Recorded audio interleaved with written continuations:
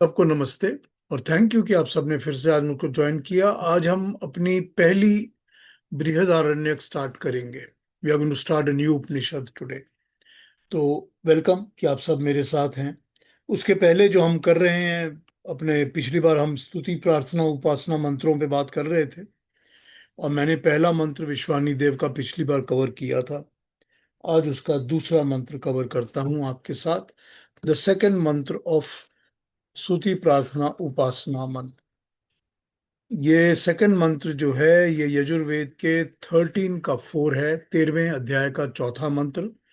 ये 4 5 6 7, ये चारों मंत्र जो है ना, ये एक ग्रुप के मंत्र हैं जिनको हम कस्मै देवा हविषा विधेमा के मंत्र कहते हैं, क्योंकि चारों मंत्रों के एंड में कस्मै देवा हविषा विधेमा आता है। ये उनमें पहला मंत्र है, यजुर्वेद के 13वें अध्याय का चौथा मंत्र है ये, जिसको हम स्तुति प्रार्थना उपासना का नंबर 2 मंत्र की तरह हम याद करते हैं इसको। बहुत बहुत बहुत प्यारा मंत्र है ये। क्या कहता है, ये स्तुति का मंत्र है ये। जैसे पहला विश्वानी देव वाला प्रार्थना का मंत्र था, तो हम प्रार्थना कर रहे थे परमात्मा से। ये परमात्मा की स्तुति का मंत्र है। ये मंत्र कहता है, ओम हिरण्य गर्भ समर्वर्तताग्रे भूतस्य जाता पतिरेक आसीत सदाधार पृथ्वीम द्यामुते माम कस्मै देवा हविषा विधेमा। क्या बात करता है ये मंत्र कहता है, हिरण्य गर्भ समर्वर्तताग्रे भूतस्य जाता पतिरेक आसीत। गर्भ की बात करता है ये गर्भ। ये मंत्र कहता है कि ये सारी की सारी क्रिएशन उसी तरह एक गर्भ में बनती है, जैसे एक गर्भ में, वूम में, पेट में बच्चा पल के बड़ा होता है। 280 दिन बच्चा गर्भ में रहता है, लेकिन गर्भ की संभावना बच्चे के पहले भी रहती है। मतलब बच्चे के पहले भी गर्भ के अंदर बच्चा होने की संभावना, पॉसिबिलिटी रहती है। तभी तो बच्चा होता है ना, पॉसिबिलिटी नहीं होगी तो होगा कैसे। तो गर्भ का बच्चा जब पेट में आता है तो उसके अंदर सब कुछ विधि पूर्वक नियम अनुसार निश्चित मात्रा और अनुपात में विकास होने लगता है। प्रॉपर नियम के हिसाब से, लॉ के हिसाब से, जितना होना चाहिए उस हिसाब से। कैसे उसका माइंड और मस्तिष्क और ब्रेन बनेगा, कैसे उसका हार्ट बनेगा, कैसे उसके आंख कान नाक बनेंगे, कैसे उसके हजम करने की शक्ति बनेगी, पेट, सब कुछ बनता है। और अंदर पेट के ना उसको बोलना है, ना सुनना है, ना कुछ खाना है, ना उसको वॉशरूम करना है, कुछ नहीं हो रहा, लेकिन सब बन के तैयार हो रहा है। और जब निकल के बाहर आता है तो सारा कुछ उसका उसी तरह चालू हो जाता है जैसे सब ह्यूमन बींग्स का चालू होता है, लिविंग बींग्स का चालू होता है। गर्भ, इसी तरह से जो क्रिएशन है, सृष्टि है, ये सृष्टि भी उस परमात्मा के गर्भ में पलती है। इसका निर्माण भी उसी तरह होता है, प्रॉपर नियम के हिसाब से। All the laws of the physics, all the laws of the science of the chemistry, कैसा सूरज बनेगा, कैसा चांद बनेगा, कैसी पृथ्वी बनेगी, एनर्जी कैसी होगी, वाटर की क्वालिटीज कैसी होंगी, हवा की क्वालिटी कैसी होगी, ये है वो हिरण्यगर्भ। तो यहाँ कहा गया है कि सृष्टि के पहले, समरवर्त आग्रे, पर बनने से पहले, इस गर्भ के बनने से पहले वो परमात्मा था। तो माँ तो पहले होती ही है ना, तभी तो बच्चा गर्भ में आता है ना। माँ तो पहले होती है ना। तो वो इस क्रिएशन की माँ परमात्मा, इस क्रिएशन से पहले वो था।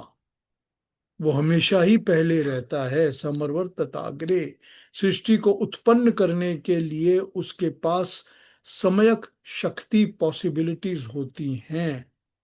वो पहले भी था, जब कुछ भी नहीं था, ना क्रिएशन थी, ना कुछ बना हुआ था, ना कोई, हम कुछ नहीं था, उसके पहले भी सिर्फ परमात्मा था। समरवर्तताग्रे, वही है परमात्मा जो भूतस्य जाता है, जो हर चीज को क्रिएट, पैदा करता है, क्योंकि वो जानता है। क्यों जानता है? क्योंकि उसने ये क्रिएशंस पहले बनाई हुई हैं। क्योंकि मैं पहले माँ बन चुकी हूं, मुझे पता है कि बच्चे को पेट में कैसे रखना है। वो परमात्मा अपने गर्भ में इस क्रिएशन को रख के बनाता है। हिरण्यगर्भ समर्वर्त अग्रे, किस रूप में, बीज के रूप में मुझे अपने पेट में डालना है, फिर उसको पालना है, फिर उसको बड़ा करना है। कौन सा टाइम आएगा जब इस बिग बैंग को फाड़ना है और फाड़ के सारी क्रिएशन को अलग अलग अलग अलग स्प्लिट करना है, कि ये सब अलग अलग तारे अलग, चांद अलग, सूरज अलग, धरती अलग, जुपिटर अलग, कैसे होना है ये सब। ये सब उसके गर्भ में पलता है, उसकी व्यवस्था है, उसका नियम है, उसी के उपकरण है, उसी का सामर्थ्य है, जिससे ये सब कुछ बनता है। हिरण्य गर्भ समर्वर्तताग्रे भूतस्य जाता, जैसे तुम पहले बना चुके हो ये परमात्मा, उसी तरह से तुम अब इसको अब भी बना रहे हो। और तुमसे ही ये सब कुछ बनना है और तुमसे ही सब कुछ बनता है। वही परमात्मा है, वही आधार है, सदाधार पृथ्वी, जो हमको धारण करता है। जो हमको धारण करता है वो हमारा आधार बनता है। ये जो उसके नियम हैं, परमात्मा के बनाए नियम कानून हैं, उसके बनाए जितने भी सिस्टम्स हैं, वो हमको धारण करते हैं। ये उसका नियम है कि हमारे शरीर में ब्लड चलेगा, जब ब्लड चलेगा तभी हम शरीर में हम जिंदा रहेंगे, जीवित रहेंगे। सांसें चलेंगी, आएंगी, जाएंगी। ये उसके नियम है। ये उसके जो नियम है वो हमको धारण करते हैं, हमको अपने में समा के पकड़ के रखते हैं। ये उसका आधार है परमात्मा का। यही वो आधार है जो उसने हमको बनाया है, सारी क्रिएशन को बनाया है। सारी क्रिएशन के प्राण, सारी क्रिएशन के सिस्टम्स इसी तरह चलते हैं। अभी हमने प्रश्नोपनिषद में तो यही सब पढ़ा था ना। हमने यही पढ़ा अभी प्रश्नोपनिषद के दिनों में, कि वो परमात्मा के ही सब कुछ उसके अंदर ही चलते हैं, जैसे परमात्मा के आधार में चलते हैं। और उसी तरह से परमात्मा के गर्भ के अंदर ही हमारी, हम लोगों के यश पलते हैं। जो हमारे अंदर सच्चाई की भावना होती है, जो हमारे अंदर अच्छा करने की भावनाएं होती हैं, वीरता होती है, स्मार्टनेस होती है, अकल होती है, बुद्धि होती है, तेज होता है, प्रताप होता है, वो सब उस परमात्मा के गर्भ में पलता है, हमको वहीं से मिलता है। हमको ये सब कुछ, क्योंकि वो भी सब आधार है परमात्मा का, सदा आधार पृथ्वी द्यामुते माम। वही परमात्मा है जो इन सब को पैदा करता है, इन सब को पैदा करके हमको ये सब कुछ प्रोवाइड करता है, हमको सब कुछ देता है। हमारा पालन पोषण भी वही करता है, और हमारा आधार भी वही है। और आधार ही हमको अधिकार देता है। हमको जो जीने का अधिकार मिलता है, हमको जो अपनी लाइफ को स्पेंड करने का एम्पावरमेंट मिलती है, राइट मिलता है, वो आधार हमको मिलता, अधिकार मिलता है आधार से। आधार से ही अधिकार बनता है। आधार ही होता है जो हमको सब कुछ प्रोवाइड करता है। वो परमात्मा का आधार है हमारे ऊपर। वो ईश्वर ही है जो सब कुछ का आधार है। हमने यहाँ पर बात की है सिर्फ अपने शरीर की, अपने आप की, अपने एग्जिस्टेंस की, मगर ये सारा का सारा ब्रह्मांड, सारी क्रिएशन हमारी ही तरह उस परमात्मा का शरीर है, जिसका सारा आधार, सारी क्रिएशन वो परमात्मा ही है। वही है जो इन सब चीजों को बनाता है, हिरण्य गर्भ में पाल के सदाधार पृथ्वी, पृथ्वी की तरह वो पकड़ के रखता है सब कुछ को, द्यामुते माम। अपने तप से, अपने क्रिएशन से, अपनी मेहनत से परमात्मा ये सारा कुछ बना रहा है, हम सबको पाल रहा है। सारा ब्रह्मांड, सारी क्रिएशन इसी तरह, जैसे हमारा शरीर है, जैसे हम अपने आप को देखते हैं, जैसे हमारा मन बुद्धि काम कर रहा है, सारी क्रिएशन में भी उसी तरह काम कर रहा है। वही परमात्मा है जिसको कस्मई देवा हविषा विधेम, हम अपनी हवि अर्पित करते हैं। अपनी हवि हम कैसे अर्पित करते हैं? हम अपनी हवि इस तरह अर्पित करते हैं कि हम परमात्मा के बनाए नियम को फॉलो करते हैं।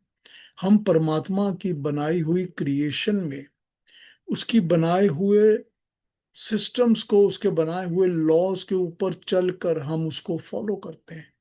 हम उसी की तरह यज्ञ कर्म करते हैं, हम उसी की तरह भले अच्छे कर्म करते हैं, हम उसी का ज्ञान लोगों में बांटते हैं। हम उसको पाने के लिए अपने जीवन में प्राणायाम करते हैं, सत्य को फॉलो करते हैं, अहिंसा को फॉलो करते हैं। हम उसको पाने के लिए इस जीवन में साधना समाधि करते हैं ताकि हम उस परमात्मा का ध्यान कर सकें। हम कर्मों को अच्छा करते हैं ताकि हम कर्मों को परमात्मा के कर्मों के अनुरूप कर पाएं। ये हमारी हवि है। ये है जो हम परमात्मा को अर्पण करके दे सकते हैं। हमने परमात्मा के सामने दो लड्डू रखे कि नहीं रखे, इससे कोई फर्क नहीं पड़ता। हमारे यही लड्डू हैं जो परमात्मा को हम दे सकते हैं, यही हमारी हवि है। ये जो पूरी क्रिएशन, पूरी की पूरी सृष्टि, पूरे ब्रह्मांड का जो हवन चल रहा है ना, ये जो यज्ञ चल रहा है ना, उसमें जो हम आहुति देते हैं, हवि देते हैं, वो यही देते हैं। वो हम यही आहुति देते हैं कि हम अपनी तरफ से भी वही यज्ञ कर्म करें जो परमात्मा कर रहा है। सारी सृष्टि का भला, सारी सृष्टि के प्राणों के लिए कर्म करना, अच्छा करना, यज्ञ कर्म करना, भले कर्म करना, अपने आप करना, अपने शरीर के लिए भी करना और बाकी लोगों के लिए भी, सारी एनवायरनमेंट के लिए, सब प्राणियों के लिए, जानवरों के लिए, सब के लिए भला करना, यही हम हवि उसको अर्पण कर सकते हैं। तो कस्मई देवा हविषा विधेमा। तो हम किसको हवि अर्पण करें? उसी परमात्मा को जो कि ये क्रिएशन को बनाने वाला है, जिसने हिरण्य के गर्भ में हमको रखा है, पालन पोषण किया है, जो ये सारी क्रिएशन को बनाता है। सारी क्रिएशन जो बनी है, ये भी तो सारी क्रिएशन उसी को हवि अर्पण कर रही है। जितनी भी क्रिएशन है, इसमें जो भी चल रहा है, चाहे वो पेड़ पौधे हैं, पत्थर हैं, नदियां हैं, पहाड़ हैं, समुंदर है, जो भी है, वो उस परमात्मा को ही तो नियम के हिसाब से अपना कर्म करके दे रहा है ना। वो भी तो क्रिएशन को इसी तरह चला रहा है ना, जिस तरह वो चलाना चाहता है। तो हिरण्यगर्भ समर्वर्तताग्रे जो मंत्र है, ये परमात्मा की स्तुति का मंत्र है। इसमें हम परमात्मा की स्तुति करके उस परमात्मा को इसी तरह याद करते हैं। इस मंत्र के द्वारा ये हमारा स्तुति प्रार्थना उपासना के मंत्रों का मंत्र नंबर 2 है। तो यजुर्वेद के 13 का 4 मंत्र है ये। अगर आपके पास यजुर्वेद है तो खोल के उसको पढ़ लीजिए, 13 नंबर अध्याय का चौथा मंत्र। तो अच्छा लगेगा आपको पढ़ने में। बाकी के 3 और मंत्र हैं, वो भी हविषा विधेमा वाले मंत्र हैं। उन पर हम फिर अब कल परसों और अगले हफ्ते जो भी होगा बातें करते रहेंगे उस पर भी। तो ये हमारा हिरण्यगर्भ का मंत्र है। बहुत ही सुंदर, बहुत ही खूबसूरत मंत्र है। इस पर अगर आप चिंतन करना शुरू करें, एक एक वर्ड के ऊपर चिंतन शुरू करें, तो आप कई दिन इस एक मंत्र के ऊपर ही आत्मचिंतन करके, स्टडी करके मेडिटेट कर सकते हैं। ये ऐसे मंत्र होते हैं कि इनका जाप करना शुरू करिए और इनके एक एक वर्ड के, एक एक वर्ड के अर्थ के ऊपर चिंतन मनन शुरू करिए। आपका ऐसा ध्यान लग जाएगा कि बस पता ही नहीं चलेगा कि आप कौन से दुनिया में कहाँ खो गए। इतनी शक्ति है इन मंत्रों के अंदर, इतना पावर है इनके अंदर। एनीवे, चलिए, ये आज का मंत्र था हमारा। तो इसके बारे में कुछ बोलना हो तो पूछिए। हाँ, पर बोलिए बोलिए तुझे। हाँ जी, पीयूष जी, प्रणाम सबको। नमस्ते। जैसे आपने बताया कि माँ के गर्भ में पूरी क्रियाएं होती हैं, तो ये माँ का गर्भ तो शरीर के अंदर हुआ। अब परमात्मा का गर्भ क्या ब्रह्मांड हुआ, स्पेस हुआ? इन इन मेटाफोरिकली अगर पूछ देखा जाए तो। उसको यूं समझ लीजिए केतु जी कि जैसे एक कॉन्सेप्ट, कॉन्सेप्ट तो माँ के पहले दिमाग के अंदर आएगा ना, मन के अंदर या दिमाग के अंदर आएगा ना। तो वो कॉन्सेप्ट को हम कहते हैं कि परमात्मा इच्छा करता है। ठीक, जैसे माँ, कोई एक स्त्री, कोई एक औरत, लड़की इच्छा करती है, चलिए, तो वो कॉन्सेप्ट को वहां समझ लीजिए। फिर वो अपना गर्भ क्रिएट करने के लिए वो एक बीज डालती है। ठीक, तो परमात्मा क्या करता है कि जहां पर प्रकृति के परमाणु होते हैं वहां पर अपना तेज डालता है। हम्म। ठीक, तो उसने वो बीज डाल दिया। उसके बाद अब वो बीज जो है वो उसके लिए एक स्पेसिफिक एरिया क्रिएट होगा जो उसको हम वूम्ब कहेंगे। ठीक, गर्भ जिसमें होगा।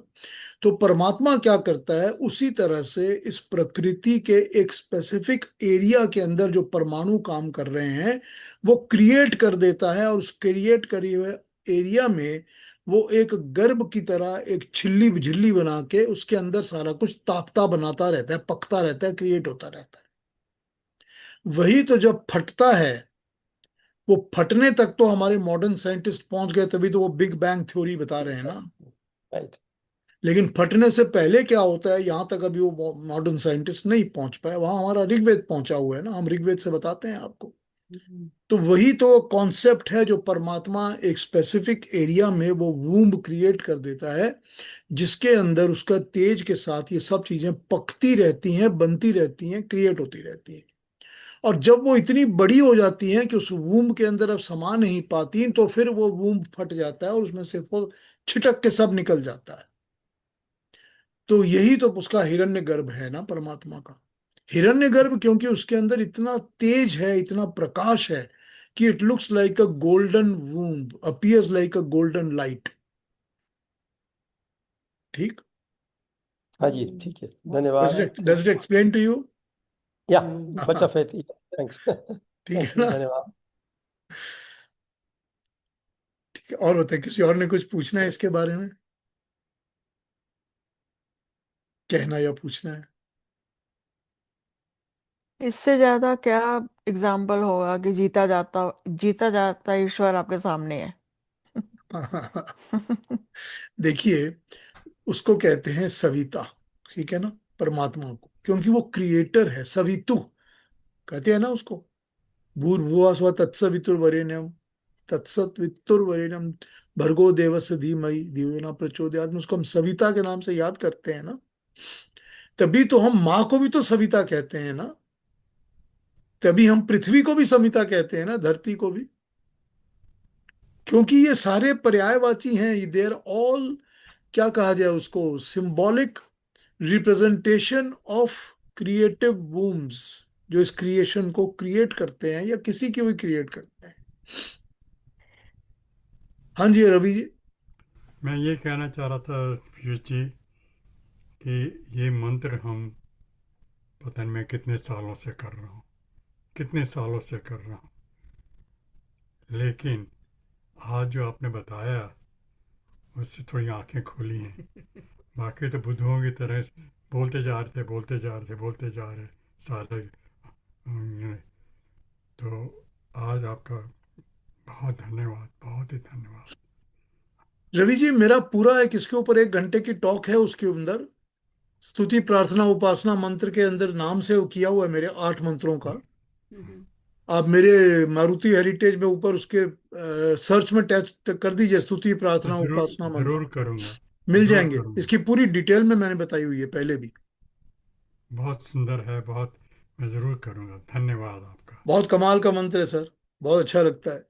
हाँ वो जी। तो है ही, लेकिन जिस तरह आपने समझाया उससे ज़्यादा कमाल है। Thank you, thank you. समझ जाते हैं तब अच्छा लगता है ना। हाँ जी, नहीं समझ यही गया तो है ना, तो। अच्छा अच्छा। लेकिन अब जो आगे से करेंगे तो इसका मीनिंग ही कुछ और होगा। हाँ, ध्यान लगा के देखिए इसके ऊपर, एक एक वर्ड के ऊपर, बहुत अच्छा लगता है, बहुत अच्छा लगता है। हाँ जी, और कोई कुछ कहेंगे? हम लोग बचपन से ही हवन करते आ रहे हैं, जैसे आपको भी पता है।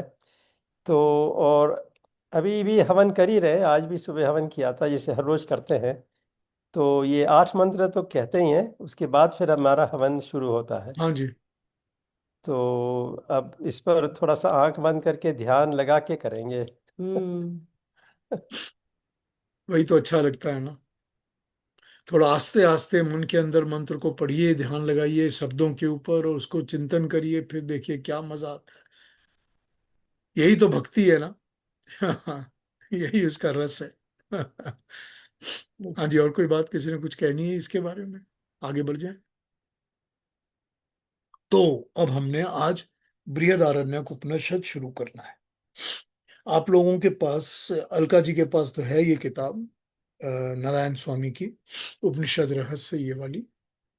तो मैं इसके अंदर से ही पहले आपको इस उपनिषद की इंट्रोडक्शन पढ़ के सुनाऊंगा। पहले इंट्रोडक्शन को पढ़ना बहुत जरूरी है और उसके बाद हम इस पर आगे चर्चा करेंगे। ये ठीक है है। हमारे पास, तो हाँ, वो भी, ये कौन सी है आपके पास? वही है महात्मा नारायण स्वामी। उनकी ही है ना? हाँ जी, इसमें हाँ भी जी, बृहदारण्यक है ना? हाँ जी। हाँ, बस ठीक है। तो आप उसमें अब मुझे नहीं पता कि हर एक एडिशन में सेम इंट्रोडक्शन है कि नहीं है, भूमिका भी और उसकी इंट्रोडक्शन भी।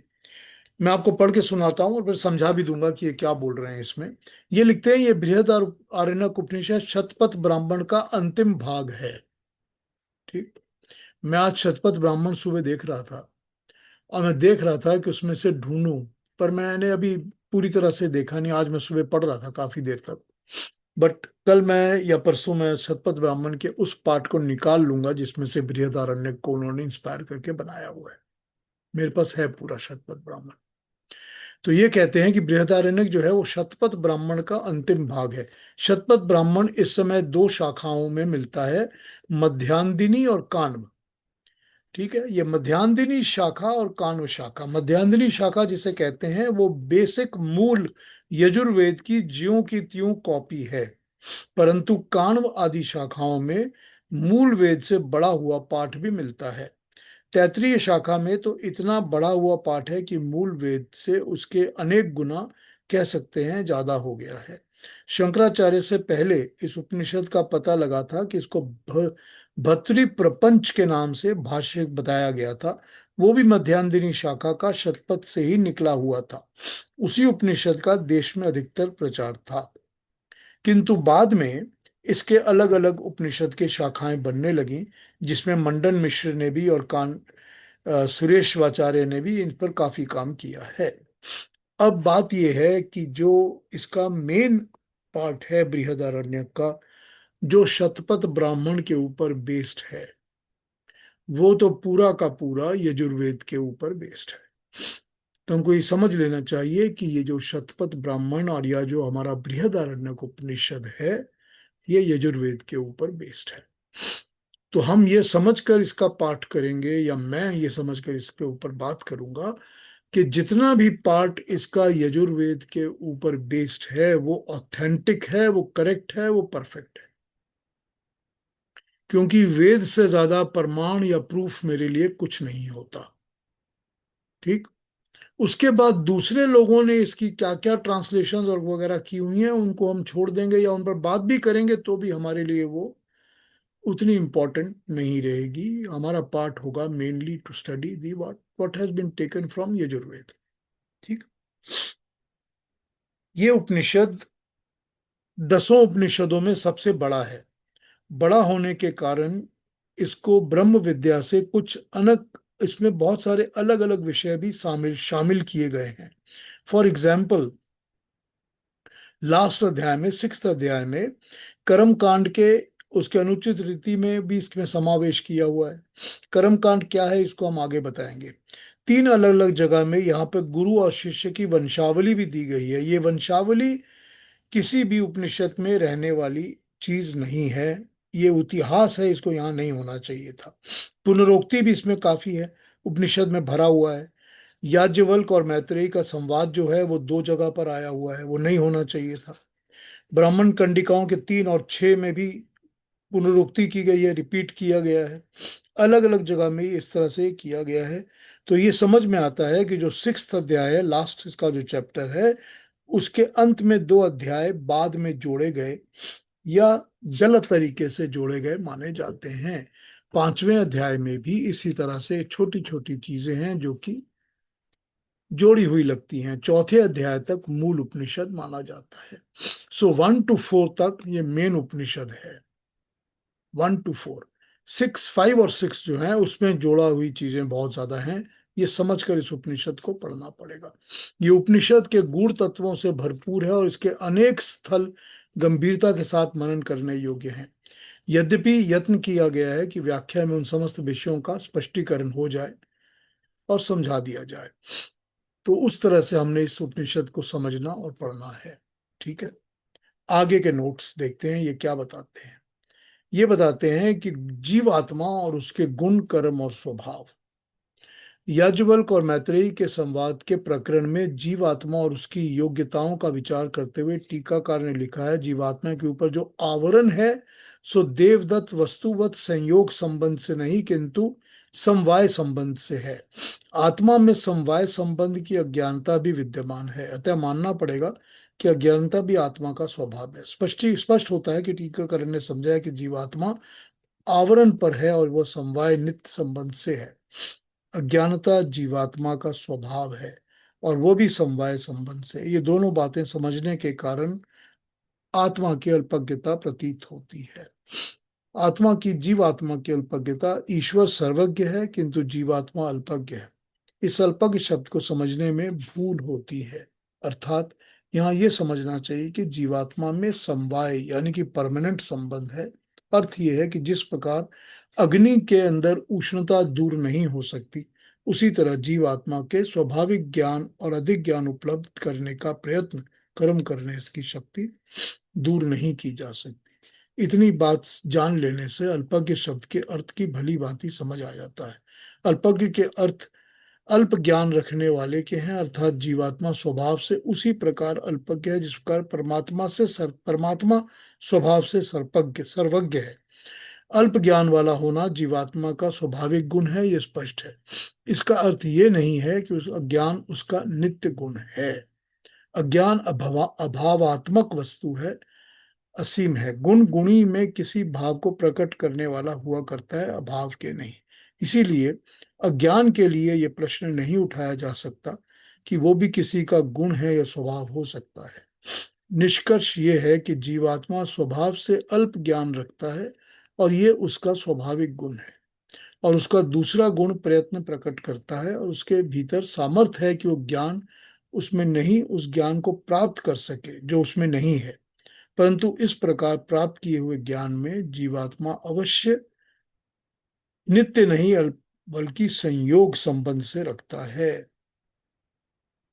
ज्ञान से मुक्त और अज्ञान से बंधन हुआ करता है। ये क्या समझाया जा रहा है यहाँ पर? यहाँ पर यह बताया जा रहा है कि कहीं पर अगर ये समझ में आ जाए कि बताया गया हो कि जीवात्मा जो है वो अल्पज्ञ है और उसका परमानेंट गुण समवाय गुण जिसके साथ वो पैदा होता है, वो गुण अज्ञान है। इस बात को समझ लीजिए एक बार, ठीक। ज्ञान किसका गुण है? जो पूरा ज्ञान है वो किसका गुण है? वो परमात्मा का गुण है, क्योंकि परमात्मा सर्वज्ञ है। सर्वज्ञ जिसको सब कुछ हर समय पता होता है, उसको पता है कि क्रिएशन को कैसे बनाना है, उसको पता है कितने टाइप के इसमें प्राणी पैदा करने हैं, कितने टाइप के पेड़ पौधे होने चाहिए, कैसे कैसे पानी की बॉडीज, वाटर बॉडीज होनी चाहिए, कैसे पहाड़ होने, उसको पता है। वो सर्वज्ञ है, उसको सबका ज्ञान है। उसको आपका मेरा हर प्राणी का ज्ञान है। उसको पता है मैंने कल क्या किया था, मैंने पिछले जन्म में क्या किया था, मेरे साथ आगे क्या होने वाला है, ये सब कुछ उसको पता है। क्योंकि उसको सब कुछ पता है, हम उसको सर्वज्ञ कहते हैं। सर्वज्ञ मतलब सर्व ज्ञान वाला, हर चीज का सब ज्ञान वाला। और जिस तरह हम उसको सर्वज्ञ कहते हैं, उसी तरह हम कहते हैं जो जीव आत्मा होता है वो अल्प अज्ञ है। अल्पज्ञ मतलब अल्प मतलब छोटा, कम। उसको कम ज्ञान होता है। ज्ञान तो होता ही है लेकिन उसको कम ज्ञान होता है। अब जीव आत्मा सर्वज्ञ तो कभी हो ही नहीं सकता, क्योंकि हमारी लिमिटेशंस हैं। हमारी लिमिटेशंस क्या हैं? हमारी लिमिटेशंस ये हैं कि जीव आत्मा क्रिएशन तो बना ही नहीं सकता। जीव आत्मा एक दूसरे बच्चे को पैदा कर सकता है, उतनी तो उसमें पॉसिबिलिटी है, लेकिन सारी की सारी क्रिएशन तो नहीं बना सकता ना। तो उसके अंदर इतना ज्ञान भी नहीं है, पॉसिबिलिटीज भी नहीं है। जीव आत्मा को ये भी नहीं पता होता कि मैंने पिछले जन्मों में, उसके पिछले जन्मों में क्या किया था या आगे मैं क्या करने वाला हूं, उसको नहीं पता, क्योंकि उसमें ज्ञान नहीं है। और जब वो शरीर धारण करता है, किसी भी एक बॉडी में आ जाता है, मेरी आपकी शरीर में, तो हमारी लिमिटेशंस हमारी बॉडी की हो जाती हैं। मैं हाथ बढ़ा के इतनी दूर तो उठा सकता हूं, लेकिन मैं हाथ बढ़ा के सूरज को नहीं पकड़ सकता, क्योंकि परमात्मा है जो उसको धारण किया हुआ है, मैं नहीं कर सकता क्योंकि मैं अल्पज्ञ हूं। तो यहां ये बताया गया है कि अल्पज्ञ होना जो गुण है, वो गुण तो है लेकिन वो परमानेंट नहीं है। क्योंकि जीवात्मा में एक गुण और है कि वो प्रयत्न करता है, कोशिश करता है, चेष्टा करता है, इच्छा करता है। दूसरा एक और गुण है उसकी। परमात्मा भी इच्छा करता है, परमात्मा भी प्रयत्न करता है। ठीक। परमात्मा भी इच्छा करता है कि मैं क्रिएशन बनाऊं। परमात्मा भी प्रयत्न करता है कि वो तप करता है, सारी क्रिएशन बनाता है। जीवात्मा भी प्रयत्न करता है। प्रयत्न किस चीज का करता है? ज्ञान पाने का प्रयत्न करता है। तो वो अपनी अल्पज्ञ स्थिति को चेंज करके बड़ा कर सकता है। उसके क्वांटिटी ऑफ अल्पज्ञ और क्वालिटी ऑफ अल्पज्ञ चेंज होती रहती है। ये ज्ञान पाना जो है, ये उसका संयोग वाला गुण है। संयोग वाला मतलब when he comes in the contact with the body, जब जीवात्मा comes into contact with physical body, तो वो ये कोशिश करके ज्ञान पाता है, ज्ञान पाने का प्रयास करता है और ज्ञान बढ़ाता है। तो पिछले जन्म तक समझ लीजिए ज्ञान की क्वांटिटी हमारे अंदर 2.4 थी। इस जन्म में हम उसको बढ़ा के 2.8 कर रहे हैं। तो ये ज्ञान पाने का जो एफर्ट है, वो हमारा संयोग है। when we come into the contact with the physical body or with the physical world, इस सारी क्रिएशन के कांटेक्ट में जब हम आ जाते हैं, जीवात्मा जब इसमें कांटेक्ट में आती है, तो वो ज्ञान पाने की कोशिश करती है, ज्ञान पाने का प्रयत्न करती है। तो इसका मतलब ये हुआ कि अज्ञानी रहना, कि उसके अंदर ज्ञान कभी नहीं आएगा, या ज्ञानी रहना उसका समवाय गुण नहीं है। समवाय मतलब परमानेंट। यही यहां पर प्रिंसिपल बताया गया है। तो जो लोगों ने, जिन लोगों ने, जिनके नाम इन्होंने लिए हैं, इन उपनिषदों की ट्रांसलेशन में ये कहा है कि जीवात्मा तो हमेशा ही अज्ञानी रहता है, अल्पज्ञ रहता है। That is not correct. अल्पज्ञ तो रहता है लेकिन उसके ज्ञान की डिग्रीज चेंज होती रहती हैं, क्योंकि वो ज्ञान पाने का प्रयत्न करता है और उसका ज्ञान पाने का प्रयत्न इस क्रिएशन के साथ संयोग से होता है। प्रिंसिपल साफ हो गया? कंफ्यूजन तो नहीं है ना? आई होप कि मैंने समझा दिया ठीक से। ठीक है, चलिए आगे बढ़ते हैं। इस पे कुछ पूछना हो तो अभी पूछ लीजिए।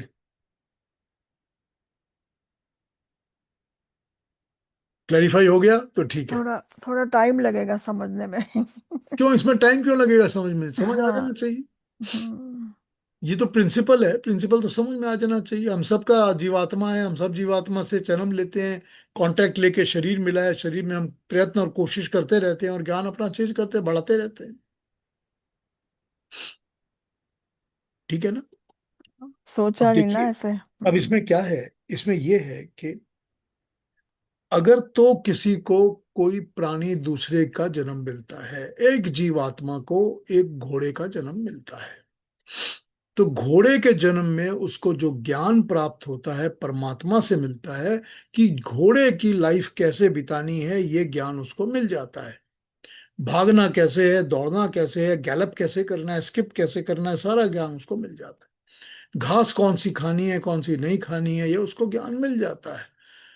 सवारी जब ऊपर हो तो रेस में कैसे दौड़ लगानी है, स्पीड कैसे, सबका ज्ञान उसको मिल जाता है। खड़े खड़े कैसे सोना है, ये ज्ञान भी उसको मिल जाता है। लेकिन इस ज्ञान के अलावा वो प्रयत्न करके और दूसरा ज्ञान नहीं पा सकता। करेक्ट? अब ये संयोग, उस जीवात्मा का संयोग, कांटेक्ट, ठीक, उसका कांटेक्ट फिजिकल बॉडी, घोड़े की फिजिकल बॉडी से हुआ, तो उसको घोड़े के बारे में ज्ञान परमात्मा ने दे दिया। पिछले जन्म में, घोड़ी के पहले पिछले जन्म में वो एक चींटी बन के पैदा हुआ था। तो उसको चींटी के जन्म का ज्ञान मिला हुआ था, अब इस जन्म में उसको घोड़े का ज्ञान मिल गया, तो थोड़ा तो ज्ञान बढ़ गया ना। इवन दो उसके अपने प्रयत्न से कुछ नहीं बढ़ा, क्योंकि वो प्रयत्न नहीं कर सकता, वो प्रयत्न नहीं कर सकता, कोशिश नहीं कर सकता, चेष्टा नहीं कर सकता। चेष्टा और एफर्ट करने का काम तो तब होगा जब उसका संयोग ह्यूमन बॉडी के साथ होगा, तब वो और ज्ञान बढ़ाएगा, तब उसको ये पता होगा कि घोड़े का ज्ञान क्या है, ये भी पता चल जाएगा, चींटी का ज्ञान भी पता चल जाएगा, क्योंकि उसको ज्ञान पाने का प्रयत्न वो करेगा इस शरीर को धारण करने के बाद। तो वो अलग अलग अल्पज्ञ की स्टेजेस में से निकल कर इंक्रीज्ड ज्ञान की स्टेजेस में आता जाएगा कॉन्स्टेंटली, क्योंकि वो जीवात्मा शरीर पाने के बाद, ये क्रिएशन में पैदा होने के बाद अपने आप को कोशिश करके ज्ञान का स्कोप बढ़ाता जाएगा। वो परमानेंटली अज्ञानी नहीं होगा, परमानेंटली अल्पज्ञ नहीं होगा, वो अपने ज्ञान की स्टेजेस को बढ़ाता जाएगा। ये ठीक है कि वो कभी भी सर्वज्ञ नहीं हो सकता, लेकिन वो अपने ज्ञान को तो बढ़ा सकता है। ठीक है ना, समझ में आ गया ना प्रिंसिपल? आगे बताए इसको क्या कहते हैं। सांख्य दर्शन का शास्त्र। सांख्य दर्शन में इस बात पर विचार करते हुए बंधन स्वाभाविक है या नैमित्तिक, सांख्यकार ने उत्तर दिया है, अर्थात स्वभाव से बद्ध हो मोक्ष के साधन का उपदेश विधान नहीं हो सकता। इसी सिद्धांत को पुष्ट करने के लिए अगला सूत्र भी बताया गया है। पहला ये बताया, न स्वभाव तो बद्ध से मोक्ष साधन उपदेश विधि, सांख्य दर्शन 1:7, दूसरा 1:8। एक मिनट, ये पेज पलटना पड़ेगा।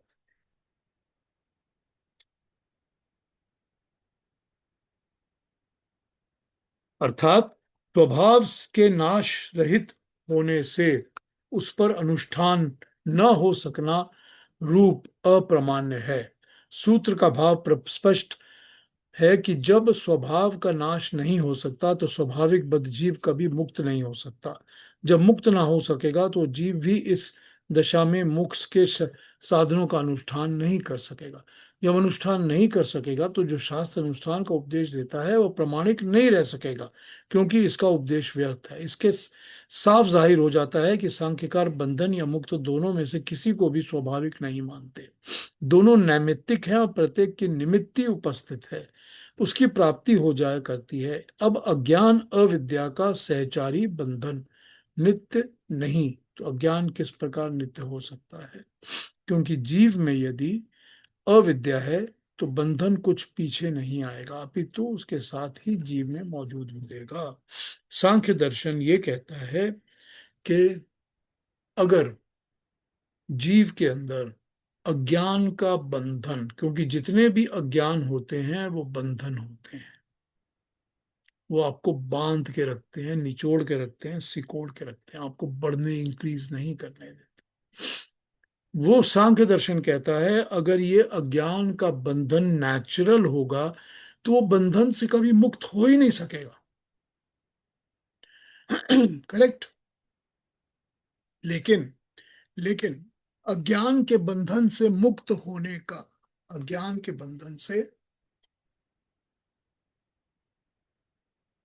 मुक्त होने का पाठ हमको अपने सारे के सारे शास्त्र पढ़ाते हैं। तो हमको वेद भी पढ़ाते हैं कैसे अज्ञान से मुक्त हो जाओ, कैसे सृष्टि का ज्ञान पाओ, परमात्मा का ज्ञान कैसे मिलेगा, समाधि में बैठोगे तो मेडिटेशन कैसे करोगे, जन्म मरण के बंधन से मुक्त कैसे हो जाओगे। इस बंधन को छोड़ने का ही तो ज्ञान मिल रहा है। तो अगर स्वाभाविक होता तो हम इस चीज को कैसे प्राप्त कर सकते हैं? तब तो वो जितने शास्त्र और वेद लिखे गए हैं वो भी झूठे ही होते। तो ये जो थ्योरी है ना कि जीवात्मा का स्वाभाविक अल्पज्ञ होना है, उसके अंदर अविद्या अज्ञान परमानेंट होता है, ये थ्योरी गलत है। ये थ्योरी सांख्य भी प्रूव नहीं करता, वेद भी प्रूव नहीं करते।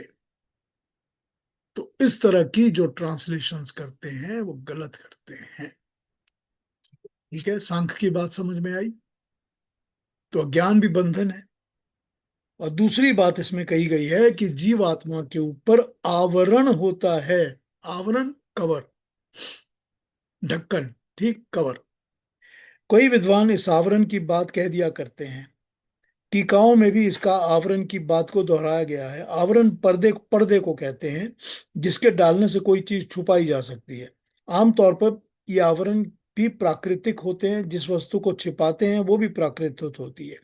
जीव जब अप्राकृतिक है तो उस पर आवरण कैसे हो सकता है, और वो भी आवरण संयोग संबंध से नहीं, जैसा कि आमतौर पे हुआ करता है, किंतु समवाय संबंध से, जिसका अभिप्राय यह है कि वो कभी दूर नहीं हो सकता, क्योंकि आवरणी और आवरण में नित्य संबंध कहा जाता है। मैं इस आवरण वाली बात को अशुद्ध मानते हुए भी केवल भाषा के शुद्ध प्रयोग ना करने की बात समझता हूँ। यदि ऐसा हो जाए तो साधारण ज्ञान रखने वाले व्यक्ति में गलतफहमी पैदा हो सकती है। इसीलिए इस प्रकार से आत्मा पर आवरण होने की बात का सर्वथा अप्रयोगी श्रेयस्कर माना जाता है। स्पष्ट हो जाता है कि ये बात भाषा और स्वभाव दोनों दृष्टियों से किसी भी तरह सत्य नहीं है। एक वर्ड इन्होंने और ट्रांसलेशन करने वालों ने यूज किया है कि जीवात्मा के ऊपर अज्ञान का आवरण, कवर होता है, उस कवर से वो बाहर नहीं निकल सकता, जो कि बिल्कुल गलत है, क्योंकि किसी भी जीवात्मा, आवरण सिर्फ प्राकृतिक वस्तुओं का हो सकता है, क्योंकि प्रकृति ही आवरण क्रिएट करती है। पर्दा या छुपाने की बात या ढक्कन, जो भी चीज है वो प्रकृति क्रिएट करती है। तो जब जीवात्मा प्रकृति के बंधन में नहीं रहेगा तो आवरण कैसे रहेगा?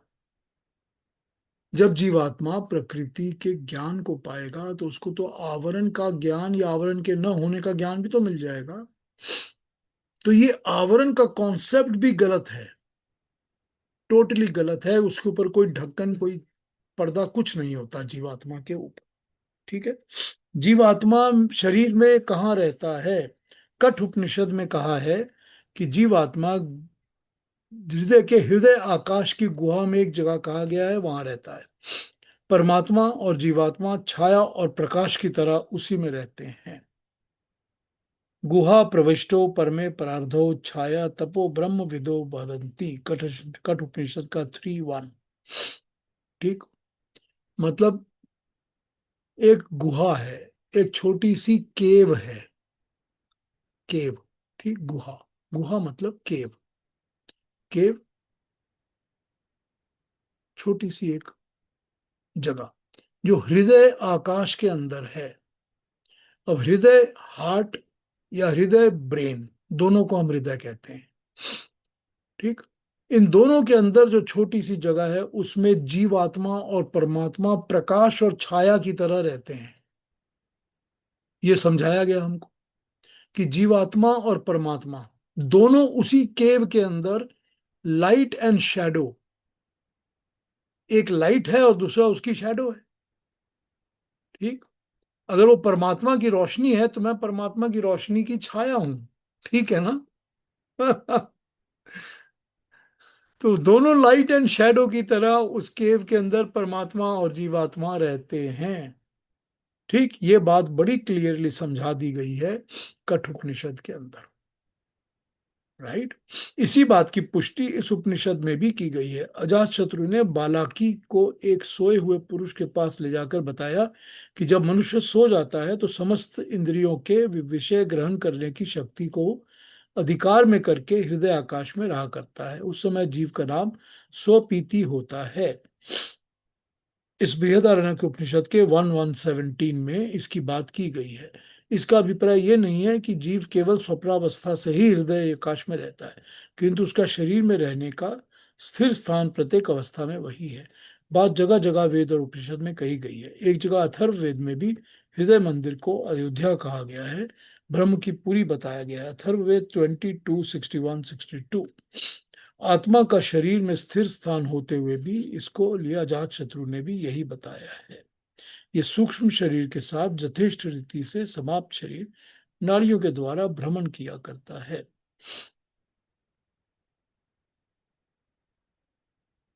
इसी उपनिषद में फिर जीव और ब्रह्म के बारे में बात बताई गई है। अब ये वाला पहले जो बताया गया है कि जो जीव आत्मा होती है वो कहाँ रहती है, ठीक है। चाहे वो सो रहा हो और चाहे वो जाग रहा हो, वो सोते समय भी वहीं रहती है और जागते समय। ये नहीं होता कि ये वो सोते समय तो उस केव में घुस गई और जागते समय निकल के बाहर इंद्रियों में काम करने लग गई। वो हर समय उस हृदय आकाश की केव के अंदर, गुहा के अंदर ही रहती है, क्योंकि वही जीवात्मा का स्थान है। ठीक, ये क्लैरिफाई किया गया। फिर जीवात्मा के ब्रह्म की बात कही गई है। तो बालाकी ने उत्तर देते हुए अजातशत्रु को बताया कि इस जीवात्मा में मैं आत्मन्वी परमात्मा की खोज करने वाला मानता हूं। मधु विद्या का प्रकरण कहा गया है कि ये आत्मा जीव समस्त भूतों का मधु है और समस्त भूत इस आत्मा के मधु हैं। इस जीवात्मा में जो आत्मव्यापी तेजस्वी अमर पुरुष है, वही सर्वव्यापी परमात्मा है। अब यहां पर यह बताया गया है, अब इस पर हम आगे आएंगे, क्योंकि आगे इस पर हम बातें करेंगे। जब बृहद उपनिषद 2:1-13 पर आएंगे तो फिर इस पर बात करेंगे। यहां पर यह बताया गया है कि जैसे जैसे जीवात्मा के अंदर परमात्मा जो रहता है, वो परमात्मा मधु है। मधु मतलब हनी। ठीक, हनी है। उस मधु की प्यास जीवात्मा को रहती है, तो जीवात्मा भी मधु बनने के लिए ही परमात्मा के पास रहता है, और वो परमात्मा की छाया में, शैडो में, वो भी मधु बनता है, मधु बनने की कोशिश करता है, प्रयत्न करता है ज्ञान प्राप्त करने का। वही बात हो गई ना। ठीक, और देखते हैं और क्या क्या है। जगत मिथ्या, मिथ्यावाद का भूल। क्या ये जगत मिथ्या है? बृहदारण्यक 5:5-1। इस उपनिषद में जगत को मिथ्या होने के पक्ष में भी शब्द कहे गए हैं। एक जगह कहा गया है कि जगत उत्पन्न होने के पहले आपह, ईश्वर प्रदत्त गति से संपन्न कारण रूप या प्रकृति ता प्लस आप सत्यम असृजंत दृश्यमान जगत कहा गया है। इस जगत से मनुष्यों के हृदय और इंद्रियों का उत्पन्न होती हैं, और वो इंद्रियां सत्य दृश्य का उपभोग करती हैं। इस प्रकार में जगत को सत्य कहते हुए, जगत के अर्थ को कहते हुए प्रकट किया गया है। सत्य के पहले और अंत के अंत में सत्य, मध्य में नृत्य। देखिए, ऐसा है कि जब शंकराचार्य आए थे हमारे परिपेश में, इस क्रिएशन में, हमारे दुनिया में, तो शंकराचार्य ने बेसिकली एक ही काम किया था कि उन्होंने परमात्मा है, इस पर सारा काम, सारा एम्फेसिस डाला था। ईश्वर है, ईश्वर है, ऐसा नहीं है कि परमात्मा नहीं है। क्योंकि क्या हो रहा था कि हो ये रहा था कि जितने भी उस समय पर जो सारा का सारा हमारा एटमॉस्फेयर था, हमारा देश जो था, इसके अंदर बुद्धिस्ट थॉट चल पड़े थे। गौतम बुद्ध के बाद के जो बुद्धिस्ट लोग थे, उन लोगों ने थॉट फैला दिया था, और वो कहते थे कि ईश्वर या परमात्मा कुछ नहीं होता। ये बुद्धिस्ट थॉट था, जो कि एथीज्म को मानता है कि ईश्वर या परमात्मा कुछ नहीं होता।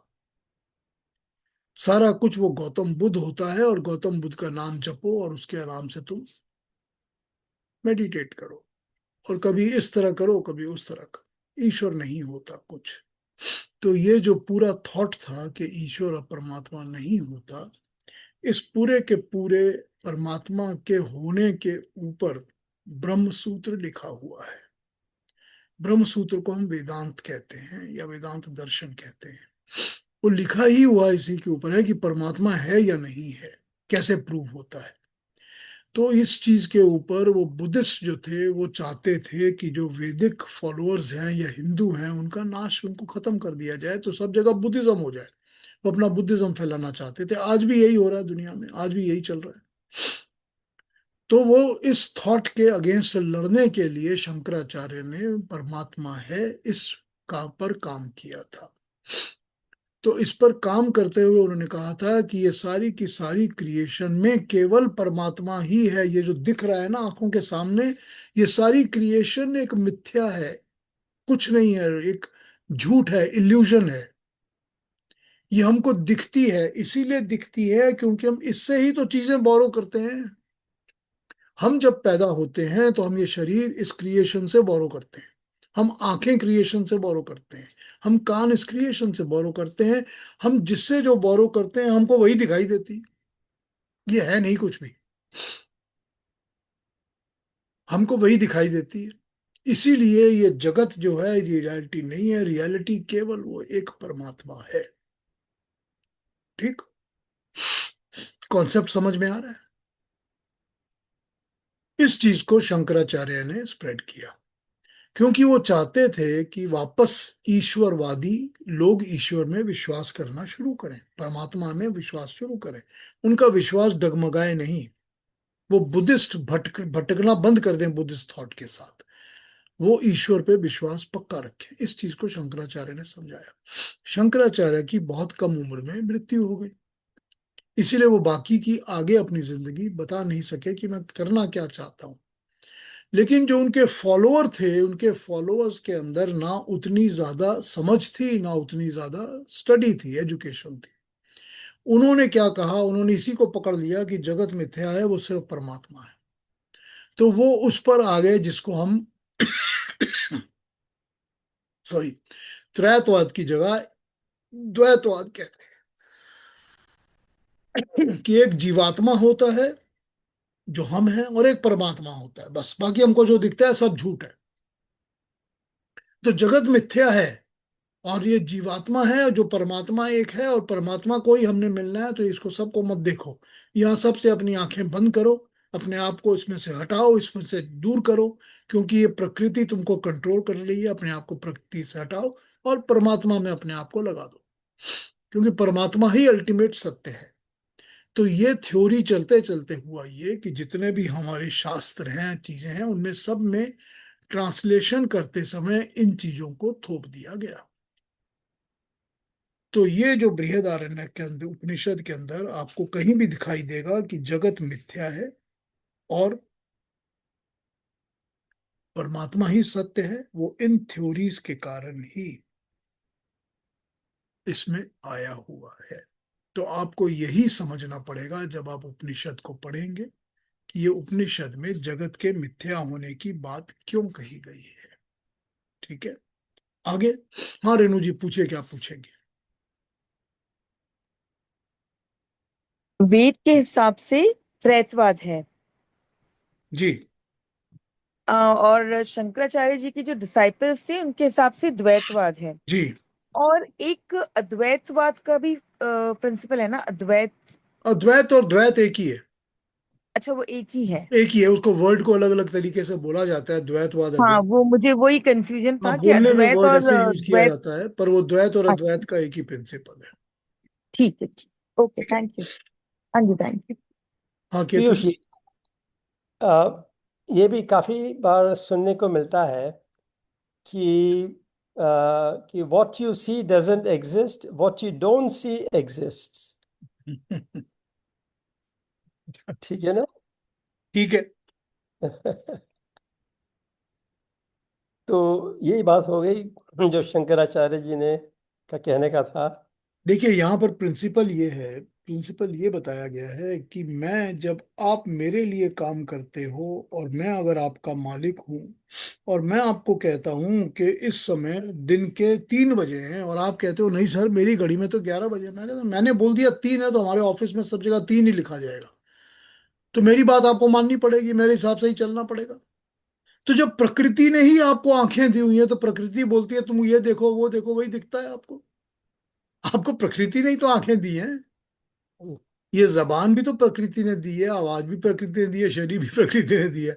तो यहाँ पर ये प्रिंसिपल होता है कि ये प्रकृति ही आपको चला रही है, यही आपको दिखा रही है, यही आपको बता रही है इसको देखो उसको देखो। वैसे कुछ नहीं है, रियलिटी में कुछ नहीं है। रियलिटी में कुछ नहीं है। ये इनका प्रिंसिपल ये है। लेकिन ये प्रिंसिपल हमारे वैदिक प्रिंसिपल से मैच नहीं खाता, नहीं खाता, क्योंकि हमारा वैदिक प्रिंसिपल कहता है कि त्रैतवाद है। परमात्मा, प्रकृति, जीवात्मा, तीनों परमानेंट चीजें हैं, और ये प्रकृति क्रिएट होती है जिसमें हम और आप कर्म करते हैं, और हम कर्म करके ही, अपने कर्मों को करके ही हम प्रकृति के बंधन से मुक्त हो सकते हैं। तो अगर वो प्रकृति ही नहीं है तो हम मुक्त किससे होंगे? और अगर हमको मुक्त होना ही नहीं है तो हम फिर वो परमात्मा से मिलेंगे कैसे, हमको कैसे उस परमात्मा से, फिर वो द्वैतवाद वाले जो कहते हैं वो एक परमात्मा और एक जीवात्मा है और तुमको द्वैतवाद में उस परमात्मा से मिलना है, तो कैसे मिलोगे भाई? जब प्रकृति ही नहीं है, कोई मीन्स ही नहीं है, तो तुम उससे कैसे? सिर्फ तुम मेडिटेशन करके मिलोगे। तो मेडिटेशन कैसे करोगे? मेडिटेशन भी तो शरीर से करोगे। वो बुद्ध का नाम भी तो शरीर से लोगे। बुद्धम शरणम गच्छामि भी तो शरीर से बोलोगे, अपनी जबान से बोलोगे, जो प्रकृति से बोरोड है। तो प्रकृति तो है ही नहीं। तो ये जो प्रिंसिपल है ना, ये किसी तरह से थोप तो किया गया है, लेकिन इसका कोई बेसिस नहीं बनता। नहीं, काफी अच्छी तरह से आपने इसका समझाया है, वेरी नाइसली। धन्यवाद। बहुत ही सुंदर, देखिए, हमको धन्यवाद। हमको हमारा काम क्या है, मेरा और आपके लेवल पर हमारा क्या काम है केतु जी? हमारा काम है ज्ञान प्राप्त करना। हम्म, करेक्ट। ना हमने कोई पंथ चलाना है, ना आपने कोई चलाना है, ना आपने कोई आश्रम खोलना है जिसमें 500 आपको शिष्य चाहिए, ना मैंने कोई खोलना है। हमको अपना ज्ञान तो ठीक रखना है ना। हमको जी ना कंट्रोवर्सी में फंसना है और ना किसी के साथ आर्ग्यूमेंट्स में फंसना है। पर हमको अपने लिए ज्ञान चाहिए, क्योंकि हम ज्ञान पाएंगे तभी हम नेक्स्ट लेवल पर जा पाएंगे। हम ज्ञान पाकर ही तो अगले लेवल पर एक के बाद एक सीढ़ी चढ़ रहे हैं ना, स्टेप्स को चढ़ रहे हैं। हम्म, तो हाँ मुझे जी। तो इससे मतलब है कि मुझे वैदिक ज्ञान, मैंने आपको पहले भी बताया है कि मेरे लिए वेद होते हैं जो they are the final word. Veda Veda जो है वो फाइनल वर्ड है, क्योंकि वो परमात्मा की वाणी है। वेद मनुष्य के लिखे हुए नहीं है, बाकी सब चीजें मनुष्यों की लिखी हुई। तो जो ह्यूमन का लिखा हुआ है, मैं उस पर विश्वास करने की जगह उस पर हमेशा अपना विश्वास रखता हूं जो परमात्मा का लिखा हुआ है। हम्म, तो मेरे लिए तो फाइनल टेस्ट वहीं पर आ जाता है। So that is how I present my arguments. ठीक है ना? हाँ रेणु जी। अ, मुझे इस चीज का नॉलेज नहीं है, लेकिन मैंने कहीं पढ़ा था कि अष्टवक्र गीता जो है वो भी अद्वैत फिलॉसफी पे बेस्ड है। हाँ बिल्कुल, ठीक पढ़ा है आपने। अच्छा ठीक है, हाँ वही कंफर्म करना था मुझे। ठीक। वो भी जो थैंक यू। गीता है, जो भगवान कृष्ण जी ने गीता कही थी, उस समय तो उनके पास वेदांत की फिलॉसफी नहीं थी ना। जी क्योंकि भगवान कृष्ण के तो कई 400 4 हजार साल के बाद ही शंकराचार्य आए थे ना। जी तो वो फिलॉसफी के ऊपर फिर वो ट्रांसलेशन करके उसको भी दूसरी तरह से, तीसरी तरह से, इस तरह पेश किया गया। जी धन्यवाद। हाँ जी, और कोई कुछ कहेंगे, कुछ पूछेंगे? आज और थोड़ा टाइम है, फिर कल इस पर आगे बात करेंगे, आगे पढ़ूंगा। आज क्या कुछ पूछेंगे तो पूछ लीजिए। इतना कुछ जो बताया, आई होप कि मैं सारी बातें प्रिंसिपल समझा सका हूँ। एंड आई होप कि आप लोग को क्लैरिफाई हो गया कि जो बता रहा हूँ वो समझ में आ रहा है। समझ कर ही हमको आगे बढ़ना है ना। ये इतने पीयूष जी ज्ञानी लोग थे, चाहे बुद्ध हैं जो भी है, ये अद्वैतवाद को जो मानते चल रहे थे, इनको पूरी नॉलेज थी, फिर भी इन्होंने इस ज्ञान को नहीं समझा कि प्रकृति है, ईश्वर है। नहीं नहीं नहीं नहीं, प्रभा जी, यहाँ प्रॉब्लम ये नहीं है। इन लोगों ने, सब ने ज्ञान को समझा था, इनके चेलों ने नहीं समझा। ये गलत काम जो है वो सब चेलों का किया हुआ है, ओके। जिन्होंने अपने धंधे की दुकान खोली हुई है ना। ये हाँ, धंधे की दुकान वालों का काम है सारा। मतलब कंफ्यूजन क्रिएट करना। उनको अपना बिजनेस चलाना है ना। उनको अपने साथ इतने सारे लोग चाहिए ना, अपने साथ डिसाइपल चाहिए, उनको कंट्रोल चाहिए ना। ये सब उनका चलाया हुआ है। वो कोई भी उस लेवल तक ज्ञानी था ही नहीं जिस लेवल पर उनके गुरु थे। अगर वो उस लेवल के ज्ञानी हो जाते तो कभी भी ये बातें ना करते। अब आप देख ले, मैं आपको एक एग्जांपल देता हूँ, ठीक है? Don't mind, don't mind. मैं बड़ा ओपनली और फ्रैंक बात किया करता हूँ, डोंट माइंड। इसी अद्वैतवाद, इसी शंकराचार्य के अद्वैतवाद में से ही पलकर या एजुकेशन लेकर, जैसे रामकृष्ण मठ जो चलता है सारा का सारा, वो अद्वैतवाद के ऊपर ही बेस्ड होता है। उसके ऊपर ही पलकर सारा बड़े होकर अरविंदो घोष ऋषि बने थे। लेकिन जब वो ऋषि बने और ऋषि बनने के बाद जब उन्होंने खुद बैठ के मेडिटेशन करनी शुरू की और खुद वो वेद मंत्रों के ऊपर विचार करके मनन करने लगे, तो उन्होंने ये सारे अद्वैतवाद की बेड़ियां, श्रृंग चेन्स वगैरह फाड़ के छोड़ के फेंक दी, बोले सब झूठ है। जब उन्होंने बोला ये सब झूठ है, ये सब गलत है, अद्वैतवाद कुछ नहीं होता, आप लोग गलत बता रहे हो, आप मेरे साथ बैठो, मेडिटेशन करो तो समझ में आएगा आपको, मंत्रों को समझो, तो उनको उठा के उन्होंने बंगाल से बाहर फेंक दिया कि आपको हम रहने ही नहीं देंगे, यहाँ पर निकल जाओ बाहर। तो वो पौंडीचेरी चले गए। लेकिन पौंडीचेरी जाकर भी तो उन्होंने जो उन्होंने काम किया, जितना भी काम किया, जितने साल भी थे वहां पर, वो उन्होंने यही कहा, उन्होंने कहा नहीं, वेद ही सत्य विद्या है, और वेद ही जो कहते हैं वही करेक्ट है, और वेद में ये कहते हैं कि त्रैतवाद है, द्वैतवाद कुछ नहीं होता, सब झूठ, गलत बातें फैला रहे हैं आप लोग। अब वो क्यों हुआ, ये उसी का एग्जाम्पल है। देखिए, हमारे आपके लिए ये एक लिविंग एग्जाम्पल है, वो इंसान जो कि पहले एक स्कूल ऑफ थॉट में एजुकेशन ले रहा था, फिर जब उसने अपने आप उस लेवल पर मेडिटेशंस वगैरह करके, पढ़ाई करके अपने आप को आगे बढ़ाया, ज्ञान को पाया, तो वो अपने आप ही उस अज्ञान के बंधन से छूट कर बाहर निकल आया। यही तो हमको सिखाता है ना। बिल्कुल। तो बाकियों को भी तो चाहिए ना यही करें। लेकिन वो जहां अटके हैं वहीं अटक जाते हैं, क्योंकि वो मैंने आपको बताया ना, सबको अपने धंधे के बिजनेस चलाने हैं ना, वही प्रॉब्लम होती है। हाँ जी, सॉरी, बस बताइए। हाँ बोलिए इन्हीं जी, पहले आप पूछिए, क्या पूछेंगी। मैंने आपको 2-3 साल पहले कहा था ना, आपने जब वेद मंत्र का मुझे सारा ट्रांसलेशन सुनाया था, तो मैंने कहा कि वेद में तो इतना सब कुछ है, अगर हम एक मंत्र पे ही अमल करना शुरू कर लें तो और कुछ भी नहीं है।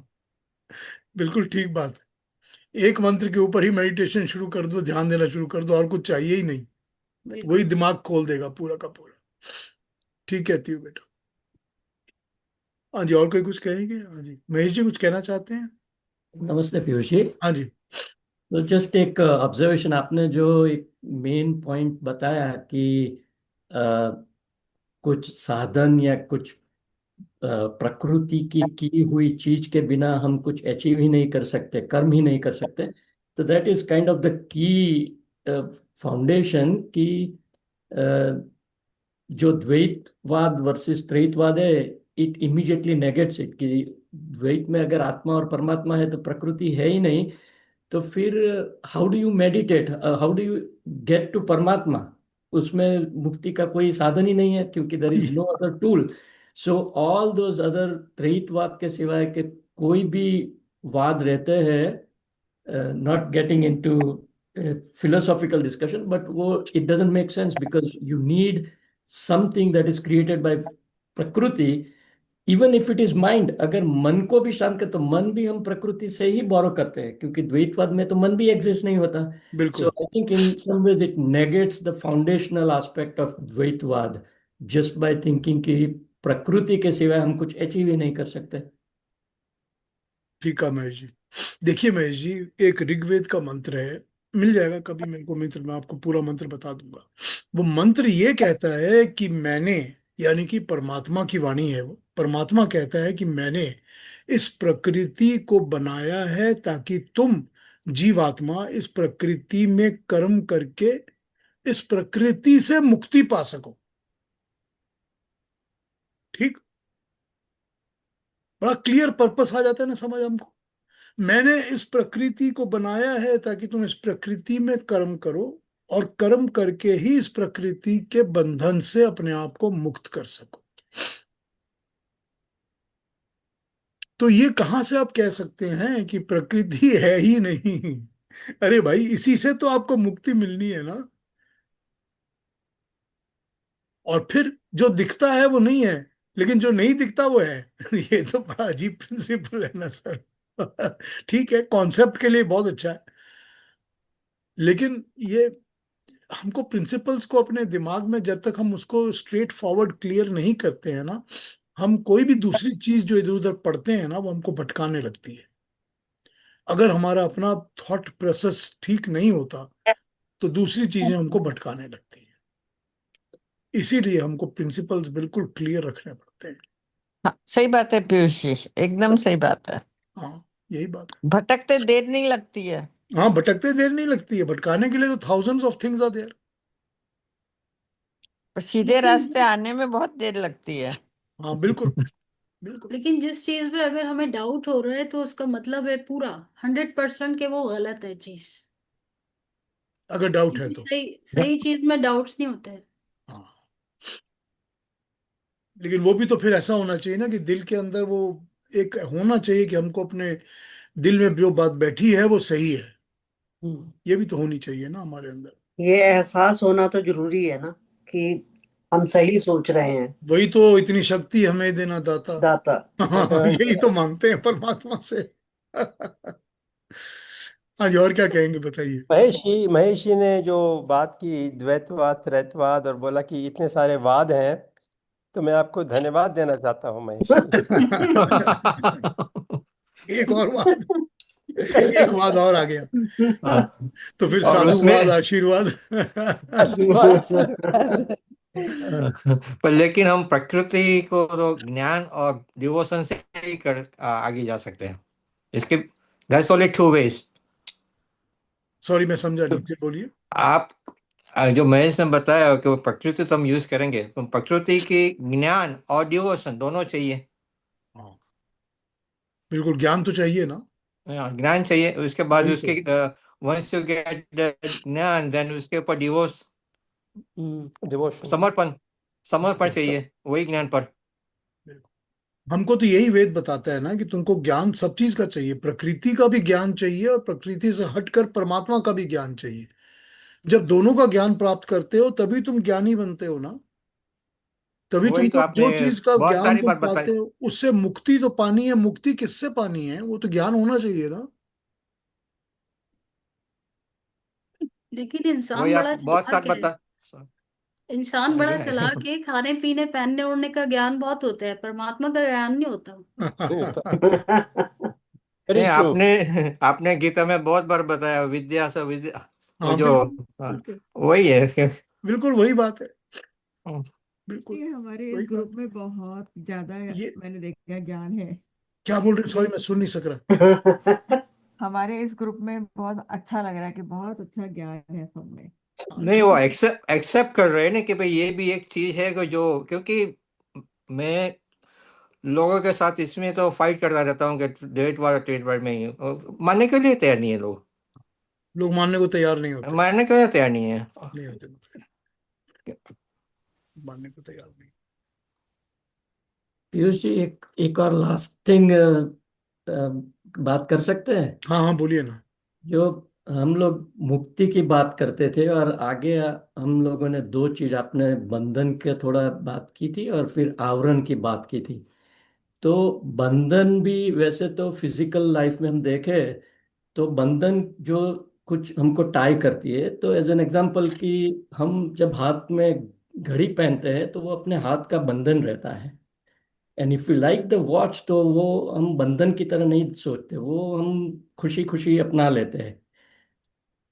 ऑन द अदर साइड, अगर किसी को जेल की नो बेड़ियां लगती है, जेल में जाने की, तो दे ऑल्सो हैव अ बंधन जस्ट लाइक ए वॉच, लेकिन वो डिफरेंट है। तो मन उसको कहता है कि ये बंधन से मुक्त होना है, लेकिन जो घड़ी अपने आप खुद से सेम रिस्ट पे पहनाई है, उसको हम बंधन नहीं सोचते। तो that is the difference between अज्ञान और ज्ञान की, इन अ डिफरेंट वे। कि जब हम एक्सेप्ट करते हैं कि कुछ चीज हमको बंधन लगती है, then only we will say I want to get out of it. जब तक हम उसको खुशी खुशी अपना लेते हैं, तो उसमें से हमको बाहर निकलना ही नहीं है। तो वो जो हम संसार में डूबे रहते हैं, वो बंधन हम नहीं देखते हैं। That's why we don't want to get out of it in a way. वही बात है ना कि क्या ये सारी प्रकृति, सारी दुनिया, इतने लोग, इतनी मौज मस्ती, हम उस बंधन को प्यार करते हैं, हमको रहना है, या हम उसको बंधन समझ के छोड़ते हैं कि हमको छोड़ना है और हमको इससे छूटना है?